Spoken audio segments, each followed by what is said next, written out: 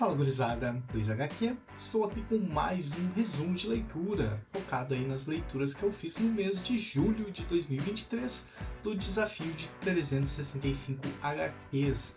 Para quem não sabe, eu estou fazendo esse desafio publicando diariamente um post lá no Instagram do canal, que é o Porto HQ Oficial, e diariamente eu estou publicando uma foto lá com a minha leitura diária, e aqui no YouTube eu estou fazendo um resumo mensal.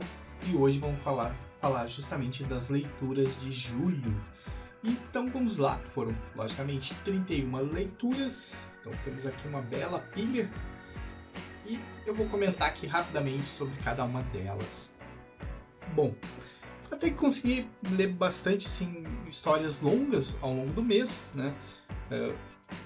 Mas boa parte delas ainda são leituras curtas, né? Por uma questão de tempo, né? Mas vamos lá. Tem aqui uma leitura que eu gosto muito, já abrindo os resumos, uma leitura que eu curto bastante, que é Gon, do autor, ou do mangaka, Masashi Tanaka. Desculpe aí a minha pronúncia, mas enfim. É um mangá que eu li há muito tempo atrás, sendo bem sincero, foi o primeiro mangá que eu li na minha vida aqui de leitor de quadrinhos, né? Na época eu nem fazia ideia sobre a questão, o termo mangá, né? Enfim, foi bem lá no início dos anos 2000 e é uma publicação que foi feita pela editora Conrad. Enfim, não lembro exatamente o ano que foi publicado, e me chamou a atenção. Eu comprei os 3 volumes juntos na época, né, na banca, né, eu comprei os 3 volumes até por um preço bem interessante, e enfim, eu não lembro o valor, mas eu lembro que na época eu paguei considerei barato pelos 3 volumes. E o que me chamou a atenção em Gon, para quem conhece o personagem, eu já viu, ele é um dinossaurinho pequeno assim, bem pequeno, e teoricamente é um filhote de T-Rex, né? Mas enfim, não tem esse detalhe na história. E para quem jogou aí Tekken 3, ele é um dos personagens convidados do jogo. Na época que eu jogava Tekken, eu não fazia ideia, mas o personagem logicamente me chamava muita atenção. E quando eu vi o quadrinho na banca, cara, que personagem é esse? Olha só, o personagem do Tekken. Eu acabei comprando e logicamente eu fiz a leitura, e o grande diferencial aqui de Gon é que ele não tem nenhum diálogo, nenhum tipo de texto durante a narrativa é feito. E cara, isso é muito interessante porque dá uma nova dinâmica para a narrativa, e isso me mostrou uma nova forma de fazer narrativa. E cara, é excelente, é todo baseado apenas na arte, né, do Tanaka. E cara, é incrível, a arte dele é simplesmente sensacional. Olha só, eu vou tentar mostrar aqui, né? Espero que o foco me ajude. É uma arte extremamente realista. E o Gon, né, logicamente ele é um personagem bem caricato, né, que ele é um filhote de dinossauro. E ele coloca o personagem, né, interagindo com a fauna.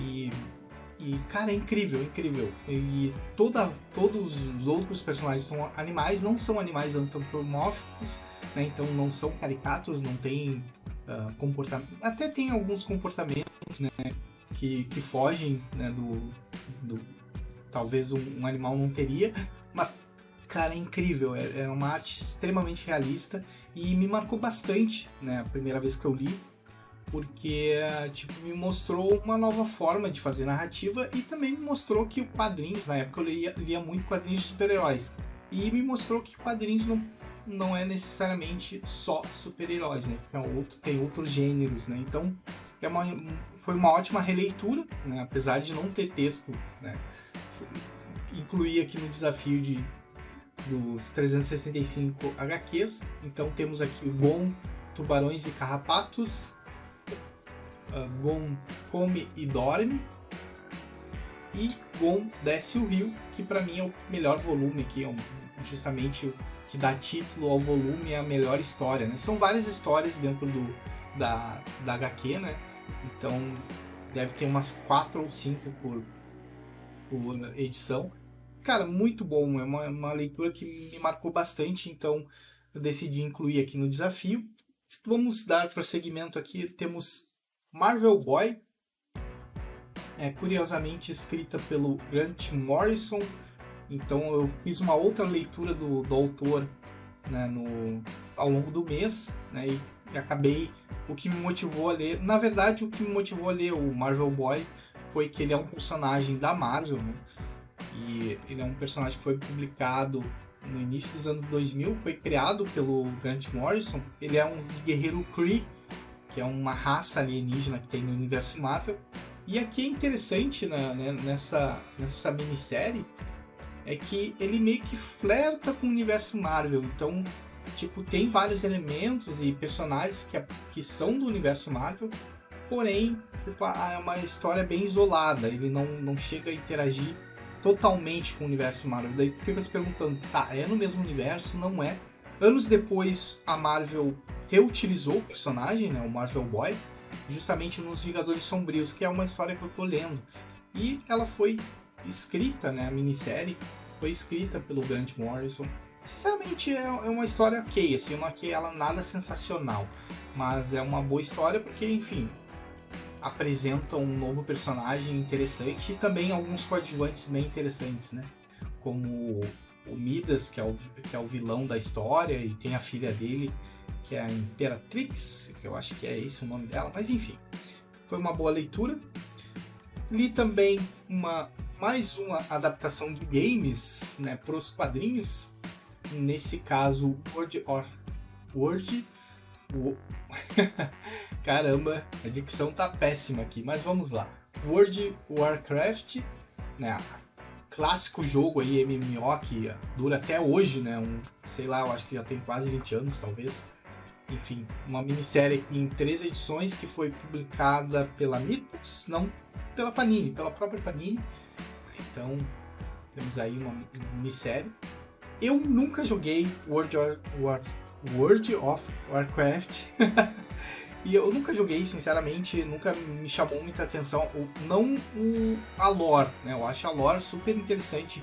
Já li algumas coisas e vi, inclusive, o filme, a adaptação que teve alguns anos atrás, que particularmente eu gostei. Mas, enfim, tem algumas críticas pro filme, né? Eu nunca joguei, porém eu me interesso pelo universo, né? E foi interessante essa leitura porque, de certa forma, apresentou bem o universo, né, de Warcraft. E, enfim, ele conta aqui a história de 3 gladiadores que buscam a liberdade. Tem vários acontecimentos ali, subtramas. O que eu reparei aqui é que ela não é uma história de fato fechada, ela não tem um fim, né? Então provavelmente originalmente é uma série contínua e que aqui no Brasil foi publicada em 3 edições, né? Então tem mais histórias aqui, né? Apesar de ser dividido em 3 edições, eu acho que tem 2 histórias por edição, né? Daí na última tem 3, então basicamente foram 7 edições aqui da publicação original. Porém, ela não tem um fim, né? Ela esclarece alguns arcos ali e não tem um fim. A única coisa que me desagradou, assim...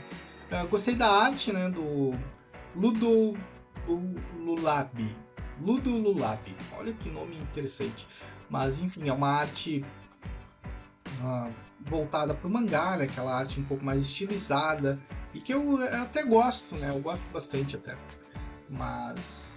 E que combina completamente com o universo, né, de Warcraft. Então foi uma leitura interessante aqui, mais uma adaptação de games. Segui aqui lendo Doutor Estranho, né, na revista mensal, que foi publicada há alguns anos atrás. Deixa eu ver até o ano que foi publicado. Antes mostrava na capa, agora não está mostrando. Dezembro de 2017. Tá, então no ano de 2017 eu li aqui a edição 9, a edição 10. Espero que eu esteja o enquadramento correto aí, gente. Que eu não estou vendo a minha gravação, né? A edição 11, edição 12 e a edição 13. Tem uma pequena participação aí da poderosa Thor. Curiosamente, né, Poderosa Thor foi escrita pelo próprio Jason Aaron, e aqui Doutor Estranho também está escrevendo, né, o roteiro dele. O interessante, né, dessas edições que eu li é que após o arco A Morte da Magia, né, o Doutor Estranho ele está, né, tentando restaurar a magia no mundo, né, porém ele ainda está muito fraco, né, e o interessante é que inicia um novo arco que vários inimigos clássicos, né, do Doutor Estranho aparecem e tentam derrotar o Doutor Estranho justamente porque ele está fraco, né? Porém, logicamente, ele acaba vencendo. E a grande edição aqui, que encerra esse arco, é essa aqui, que aparece justamente o Morvandu, que é o grande vilão do Doutor Estranho, que inclusive foi utilizado aí no primeiro filme do personagem. Para mim foi a melhor edição aqui do arco, justamente porque encerra o arco e, enfim, e tem o retorno, né, do Dormammu. Caramba, a dicção tá péssima hoje, péssima, mas enfim, peço desculpa aí, mas eu tenho que, de vez em quando, tenho que improvisar e tenho que seguir gravando, né, mas enfim. E depois inicia um novo arco aqui também, justamente com o Senhor Sofrimento, que é esse novo personagem que foi criado dentro aqui do arco do Jason Aaron, nas primeiras edições. E, enfim, é um personagem que eu achei bem interessante, né? Que ele envolve justamente todo o sofrimento que o Doutor Estranho, né, teve ao longo da sua vida como Mago Supremo, né? Então o Jason Aaron pega esse conceito e transforma ele em um vilão. É bem interessante. Tem a participação da Poderosa Thor, mas é uma participação até que bem ok. E também tem um outro arco que iniciou, que eu acho interessante comentar, que eu tô gostando, mas ainda não concluiu, que é o Doutor Estranho e os Magos Supremos, né? Que reúnem vários Magos Supremos de outras épocas, né? Então, o Doutor Estranho se reúne com outros magos e é bem interessante a história, justamente porque apresenta vários outros personagens interessantes. Porém, o arco eu não concluí ainda, tenho que ler algumas partes dele, mas tá sendo bem interessante. Bom, vamos lá, vamos prosseguir aqui. Temos a leitura, continuei logicamente a leitura de Star Wars, mais algumas edições. Então li aqui a edição 28, a edição 29, a edição 30 e a edição 31. Então eu estou próximo aqui de completar essa coleção aqui de Star Wars, porque se eu não me engano ela vai até a edição 39, depois tem mais algumas edições da próxima publicação, e daí daí acaba as minhas edições na coleção de Star Wars. Então estou próximo a encerrar minha leitura de Star Wars. Aqui na edição 28, né, a gente tem, se eu não me engano, a conclusão do arco do Yoda, né, da história do Yoda, que iniciou algumas edições atrás. E então encerrei esse arco, eu achei bem interessante, principalmente pelos trechos que envolvem o próprio Yoda, né? Na realidade, ele intercala entre o passado do Yoda e o futuro do Luke, o presente do Luke. Então, o interessante para mim foi justamente a história do Yoda, principalmente a parte que ele envolve a força, logicamente. Então, a gente tem a oportunidade de ver o mestre Jedi assim, agindo com a força, é extremamente interessante. Temos aqui na edição 29, teve um arco que eu particularmente não gostei muito. Inicia um arco, né? Até o início, a primeira parte desse arco, que é a Cidade dos Gritos, Cidadela dos Gritos, é interessante, porém a conclusão dela eu achei bem fraquinha, assim, enfim, envolve parasitas e uma personagem nova ali que meio que domina toda uma cidade, enfim, bem descartável a história. E na edição 31 a gente tem uma história solo ali, na verdade, com o Luke e com a Leia em um planeta desconhecido, bem interessante também. Aquela história que, tipo, ela não expande muito o universo, mas é uma boa história ali, contida, né? Então achei interessante. E logicamente que também completando as edições a gente tem as histórias da Doutora Aphra, que é uma personagem que surgiu na mensal do Darth Vader. Sinceramente, eu acho uma personagem bem desinteressante. Assim, na verdade, não a personagem em si ser desinteressante, mas as histórias estão sendo bem fracas, assim, na minha concepção. Para mim, a pior história aqui dentro da mensal de Star Wars é da Doutora Aphra. E também temos aí as histórias do Paul Dameron, que essas eu tô gostando bastante. Então está sendo bem desenvolvido, assim, tá, e de certa forma expandindo o universo, que é o interessante dessas histórias adicionais, né? Expandir o universo, contar novas histórias e apresentar novos personagens. Seguindo, temos mais 4 edições de Reinado Sombrio, que é uma releitura, agora já não está sendo mais uma releitura, que eu justamente peguei nas edições que eu não li na época, né? Então, Reinado Sombrio número 8, Reinado Sombrio número 9, temos aqui Reinado Sombrio 10 e a edição 11. Dessas 4 edições que eu li ao longo do mês de junho, né, as 2 primeiras achei bem fracas, porque envolve um crossover aí com os X-Men, inclusive criam uns X-Men sombrios. E, cara, achei bem fraco. Até tem um nome específico do crossover aqui dessa pequena saga, que eu até esqueci já. Achei bem fraca esse arco, né?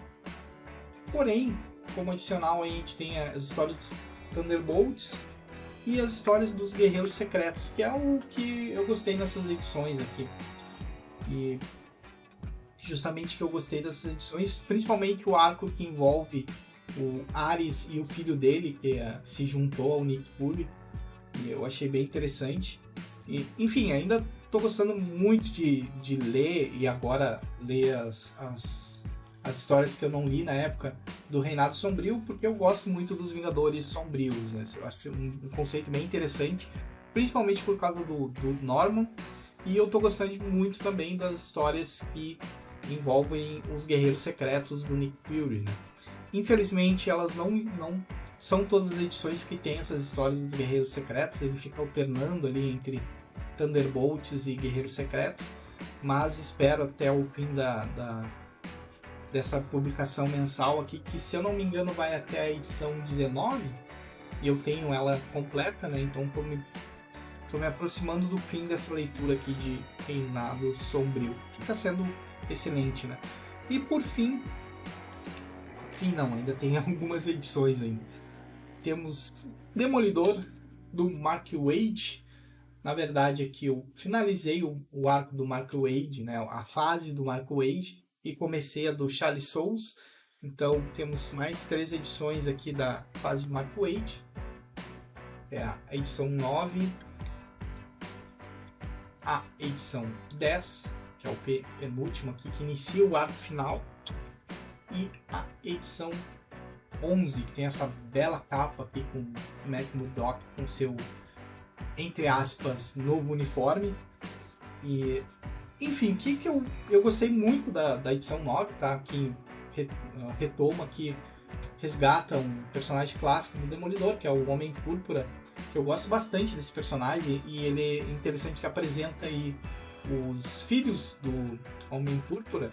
E, cara, eu gostei bastante desse arco, porque eu gosto do vilão, principalmente pelo envolvimento que ele teve com a Jessica Jones, e não só a série, mas logicamente os quadrinhos, né, inicialmente. E eu gostei bastante, achei uma ótima história. Porém, a gente tem aqui o encerramento da fase do Mark Waid, né, na edição 10 e 11. Quase que os dois volumes se completam, né? Então, e temos o encerramento da fase do Mark Waid. Eu confesso que eu esperava bem mais dessa fase, porque ela foi extremamente elogiada e premiada. Eu não li na época que lançou, eu fui adquirir os volumes muito tempo depois. E, cara, eu tava empolgadaço pra ler a fase Mark Waid, porque eu ouvi muitos elogios. E, cara, eu não achei nada surpreendente, nada mesmo, enfim. Lógico que ela tem muitos pontos altos e interessantíssimos, principalmente pelo fato de o Matt Murdock finalmente revelar ao mundo que ele é o Demolidor. De fato, ele assume isso numa cena que eu achei sensacional. Tem o fato da doença do Fog, né? Então, do melhor amigo do Matt, que eu acho bem interessante, bem desenvolvida. Mas ele o Mark Waid tentou trazer um lado mais positivo pro personagem, assim, e eu achei que, ok, funciona, de certa forma funciona, mas eu não me empolguei tanto com a série, sendo bem sincero. Eu achei uma boa série, né, uma boa fase, mas nada surpreendente. Pra mim, não chega perto da fase do Brian Michael Bendis e do Ed Brubaker, e tampouco próximo da fase do Frank Miller, né? Então, enfim, não sei se eu vou reler essa fase, pelo menos não me motiva a reler, sinceramente. Talvez daqui a uns anos, quem sabe.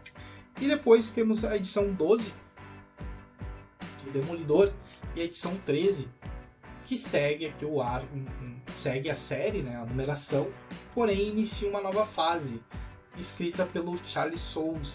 E aqui foi uma releitura, não foi uma leitura inédita, né? Porque na época eu voltei a ler Demolidor justamente nessa fase, aqui na edição 12, e acompanhei. Não cheguei a ler toda, né? Enfim, eu sempre interrompo minhas leituras, mas enfim. Eu não cheguei a ler toda essa fase, mas os primeiros, eu acho, se eu não me engano, os 5 primeiros volumes eu li. E foi uma releitura e eu gosto bastante dessa fase. Gosto mesmo, porque introduz alguns personagens novos, interessantes. E tem uns conceitos interessantes. De alguma forma, os primeiros volumes fazem um mistério, né? De alguma forma, o Matt Murdock recuperou a sua identidade secreta, então agora ninguém no mundo sabe, além do Fog, que ele é o Demolidor, né? Então tem esse mistério que o Charlie Soule vai desenvolvendo nos primeiros volumes, né? Enfim, ele faz o resgate aqui da Elétrica, que é, enfim, uma excelente personagem, apesar do arco ser bem simplório ali, envolvendo a Elétrica. Vamos seguir aqui. Temos mais algumas edições da coleção da Salvage. Ultimate Homem-Aranha, Poder e Responsabilidade. Aqui foi uma releitura, porque na época que foi lançado aqui a linha Ultimate, que lá no início dos anos 2000 era chamado... A primeira edição foi chamada de Marvel Século XXI. Olha que nome horrível, né? Marvel Século XXI para a linha Ultimate. Depois passou para Panini e botaram Marvel Millennium, que é um nome um pouquinho melhor, mas sinceramente, né? Poderiam ter mantido o Marvel Ultimate. Mas enfim. Então, eu li na época que foi publicado inicialmente. Temos aqui uma ótima edição, né? Os 7 primeiros números de Ultimate Homem-Aranha. E, cara, é o primeiro arco aqui apresentando esse novo universo, né? Essa nova versão do Homem-Aranha. E dá uma bela atualizada, eu gostei bastante. Eu gosto bastante da arte do Mark Bagel. Acho que é assim que se pronuncia o nome dele. Mark Bagel. Acho que é assim, mas enfim. Gosto bastante da arte dele. E é um artista que ficou muito tempo no título, ao lado do roteirista, novamente, o Brian Michael Bendis. E, cara, eu não sou muito fã do Homem-Aranha, mas eu gosto bastante da versão Ultimate. E eu, na época que foi lançada aqui inicialmente no Brasil, eu acompanhei por vários números, assim, não cheguei a ler toda a fase, né? Mas eu acompanhei as edições iniciais e eu li bastante. Aí temos aqui mais uma edição da Salvage, né? No caso aqui o espetacular Homem-Aranha de Volta ao Lar, escrita pelo Straczynski, acho que é assim que se pronuncia o nome dele. Michael Straczynski, isso, eu não quero... J. Michael Straczynski. E com arte do clássico aqui, John Romita Jr., que é um grande artista aí da Marvel. Eu, sinceramente, eu tenho uma relação meio que de amor e ódio com o John Romita Jr., né? Porque, enfim, eu acho a arte dele excelente em alguns momentos, assim, principalmente na questão de ação, né, de dinamismo da narrativa. Porém, eu acho, também tem a parte que eu acho que ele é muito básico, não digo que seria a palavra correta, assim, mas, enfim, eu vejo que as feições faciais dos personagens que ele desenha são muito copia e cola, assim. Cara, mas enfim, não vou me alongar aqui. Bem ou mal, ele é um grande artista aí, e inclusive ele veio no Brasil e eu fiquei triste que eu não fui na CCXP para pegar um autógrafo dele. Mas enfim, daí acabei não comentando muito sobre Volta ao Lar aqui, é uma nova fase que se inicia, né, escrita pelo Stan Straczynski. Então, o interessante aqui é que ele adiciona vários elementos novos à mitologia do herói, né, do Homem-Aranha, do Peter Parker. E é bem interessante esse primeiro arco aqui. Não digo que é sensacional, para mim não foi sensacional a leitura, mas mas ela é interessante, né? Foi uma releitura, tá? Que eu já tinha lido esse arco, porém eu não tinha lido o arco seguinte, que é Espetacular Homem-Aranha, Revelações e Até que as Estrelas Esfriem. Então, na verdade, eu li só a história Revelações, que é quando ele tem o diálogo com a Tia May, quando a Tia May finalmente descobre, depois de anos, de décadas, descobre a identidade aí do Peter Parker como Homem-Aranha. E, cara, é uma boa história, assim, bem intimista, né? E depois temos mais uma história, que é justamente até que as estrelas esfriem, que envolve a Mary Jane.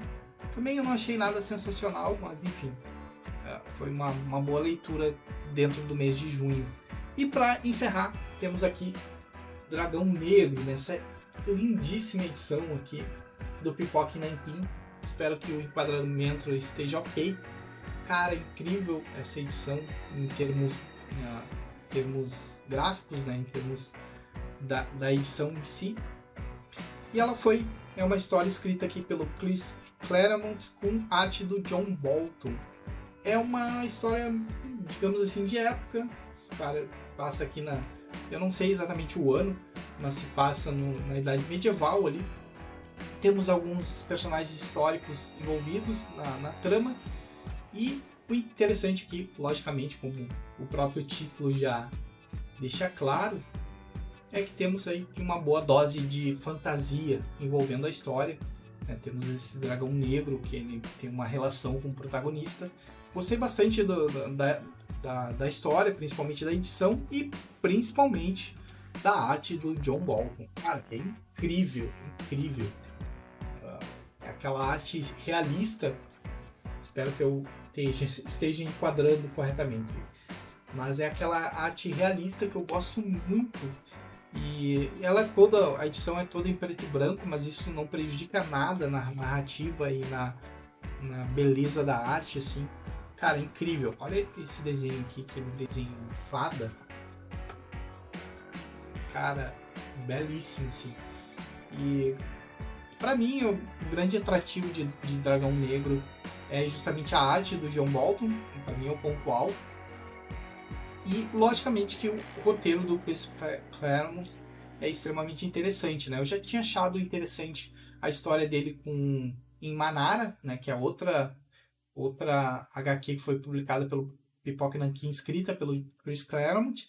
E essa aqui eu achei ainda mais interessante porque justamente mostrando aí um Chris Claremont que eu não conhecia. As únicas HQs que eu tinha lido do autor é justamente as HQs dos X-Men, que é o grande trabalho da vida dele, né? Que é o que deu o grande renome pro autor. Mas, enfim, é interessante ver ele escrevendo algo diferente, né? E, cara, edição, novamente, tem que elogiar essa edição do Pipoque Nanquim, que tem toda o corte lateral aqui, em preto, né, para combinar com a questão da capa. E baita volume, tenho bastante orgulho de ter na coleção aqui. Então é isso, essas foram as minhas leituras aqui do mês de julho. Então foi um mês bem interessante aí, consegui ler novamente bastante histórias longas, né? Enfim, meu tempo está sendo bem limitado, mas tô conseguindo manter o desafio aí em dia, né? De vez em quando eu atraso um dia, mas recupero no outro, enfim. Vou indo, mas com certeza até o final do ano eu lerei 365 HQs, e caso você queira acompanhar aí diariamente, novamente convido a seguir lá o perfil Porto HQ Oficial, e caso queira ver apenas os resumos, se inscreva no canal Porto HQ. Então é isso aí, gurizada, espero que tenham gostado, comentem, avaliem e até o próximo vídeo. Valeu!